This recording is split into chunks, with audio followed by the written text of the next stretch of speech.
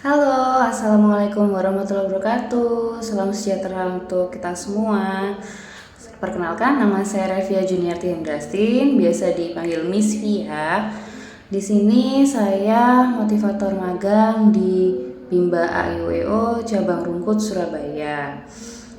Kali ini saya akan membuat video tugas belajar di luar kelas hari yang ke-17, yaitu menjawab pertanyaan mengenai kegiatan bermain baca-bacaan. Jadi sebelum saya membuat video ini sesuai dengan perintah yang ada di tugas belajarnya, yaitu sebelumnya kita harus melihat terlebih dahulu video YouTube terkait kegiatan bermain baca-bacaan dan teori Bandul. Nah, untuk yang pertama ini saya akan menjawab pertanyaan mengenai kegiatan bermain baca-bacaan. Untuk pertanyaan yang pertama, jelaskan apa yang dimaksud dengan kegiatan bermain baca-bacaan. Kegiatan bermain baca-bacaan ini adalah segala permainan yang kita berikan untuk menumbuhkan minat baca anak-anak dengan menggunakan modul baca yang sudah ditarik garis dan sudah dikuasai oleh anak, dan kita juga melakukan dengan berbahasa Bimba.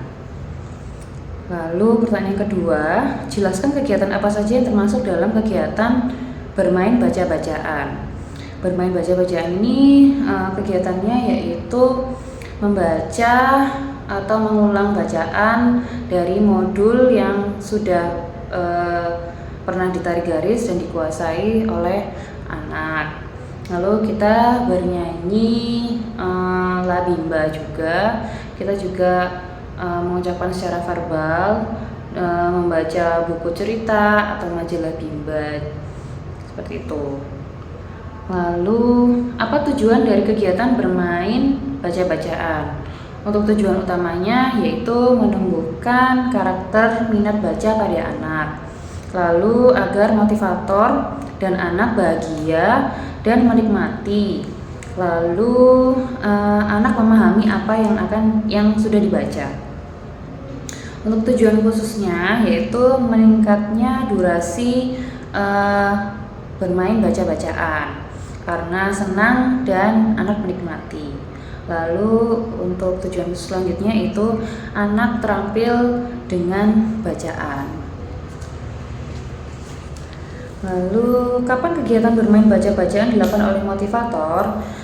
Kegiatan bermain baca-bacaan ini dilakukan pada saat proses belajar di Bimba atau proses bermain sambil belajar di Bimba, yaitu di awal kegiatan dan setelah kita berikan kegiatan selingan, kita berikan lagi permainan baca-bacaan.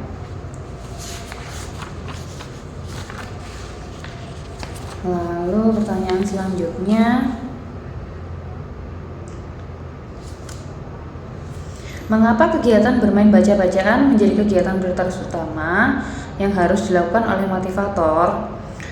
Karena sesuai dengan tujuan membimbakan, yaitu menumbuhkan minat baca pada anak dan agar anak senang membaca.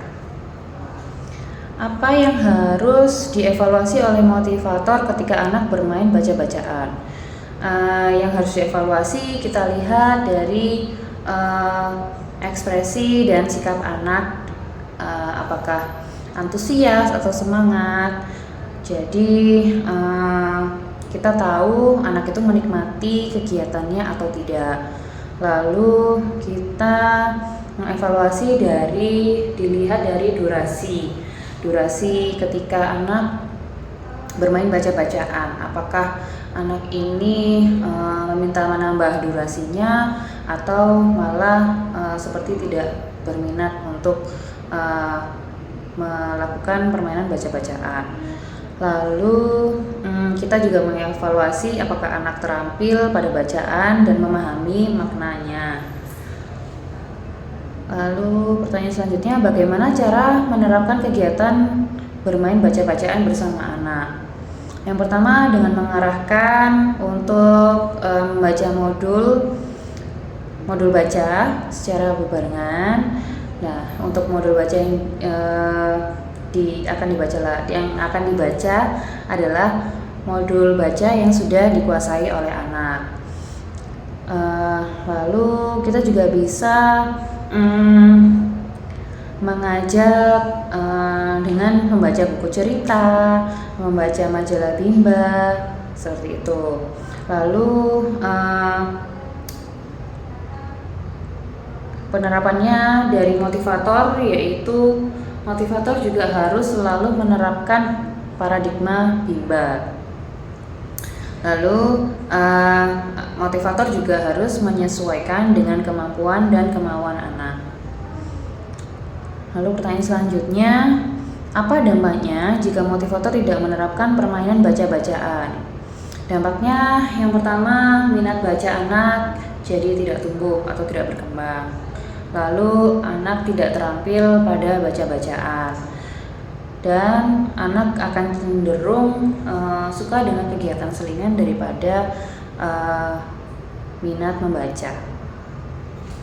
Lalu untuk pertanyaan selanjutnya yaitu tentang teori jam bandul.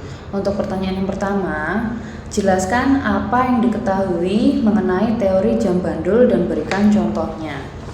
Nah, teori bandul ini adalah teori prioritas yang dimana kegiatan utamanya di Bimba ini adalah bermain baca-bacaan. Yang dimana teori bandul ini dianalogikan, yaitu bahwa teori bandul itu selalu kembali ke tengah atau kembali ke prioritasnya, sehingga kegiatan prioritas itu adalah yang utama. Nah, kegiatan utama ini adalah bermain baca-bacaan. Untuk contoh kegiatan prioritasnya antara lain seperti bermain modul baca Bimba, lalu membaca buku cerita, membaca majalah Bimba, dan bermain verbal kata. Lalu kalau untuk contoh kegiatan selingan yaitu menulis, berhitung, mewarnai, dan menarik garis.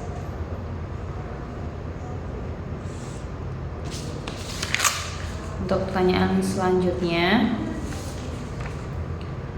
apa tujuan penerapan teori jam bandul? Untuk tujuan penerapan dari teori bandul ini sendiri yaitu yang pertama, setiap anak yang dibimbing agar setiap anak yang dibimbing ini tetap semangat, tetap ceria, dan menikmati kegiatan selama di Bimba. Jadi anak tidak mudah bosan dalam proses melakukan kegiatan di Bimba. Lalu yang kedua yaitu berfokus menumbuhkan minat baca dan minat belajar anak dengan proses yang menyenangkan dan fun learning. Lalu pertanyaan selanjutnya yaitu kapan motivator menerapkan teori jam bandul? Teori jam bandul ini dilakukan di sepanjang atau setiap saat di kegiatan bermain sambil belajar di Bimba. Lalu bagaimana cara menerapkan teori jam bandul? Untuk cara penerapannya yaitu harus memahami dan menerapkan paradigma Bimba, yaitu menumbuhkan karakter minat baca dan minat belajar pada anak. Lalu harus disiplin menerapkan metode Bimba. Lalu memberikan modul dan materi yang sudah dikuasai anak supaya anak itu merasa enjoy, menikmati, dan senang. Nah, kalau untuk cara penerapan kepada anaknya, yang pertama kita lakukan dulu dialog di 5 menit awal dan kita memberikan reward serta motivasi kepada anak. Lalu kita bermain baca-bacaan terlebih dahulu dengan kita ajak kerjasama si anak, yaitu kita melihat kemampuan serta kemauannya si anak. Lalu kita memberikan modul yang sudah dikuasai anak. Lalu kita melihat afeksinya anak, memberikan reward dan motivasi. Lalu kita berikan kegiatan selingan supaya anak tidak bosan. Lalu setelah kegiatan selingan kita berikan, kita kembali lagi ke kegiatan bermain baca-bacaan yang dimana kegiatan bermain baca-bacaan itu adalah kegiatan prioritas atau kegiatan utama. Lalu pertanyaan selanjutnya, bagaimana jika motivator tidak menerapkan teori jam bandul? Jika tidak menerapkan, yang jelas anak yang kita bimbing akan tidak semangat, tidak antusias, tidak ceria, dan mudah bosan dalam proses belajar di bimbel. Lalu tidak berfokus dalam membimbing tapi hanya mengajarkan. Lalu yang nanti berdampak bahwa tujuan yang akan kita capai itu akhirnya tidak tercapai. Lalu untuk pertanyaan selanjutnya, apa dampaknya jika motivator tidak menerapkan teori jam bandul? Dampaknya yang pertama, motivator tidak merasa bahagia dan menikmati ketika membimbangkan, dan akhirnya menimbulkan anak-anak yang tidak happy atau tidak bahagia, tidak bersemangat, dan mudah bosan. Lalu dampak selanjutnya yaitu tidak tumbuh minat baca dan belajar pada anak.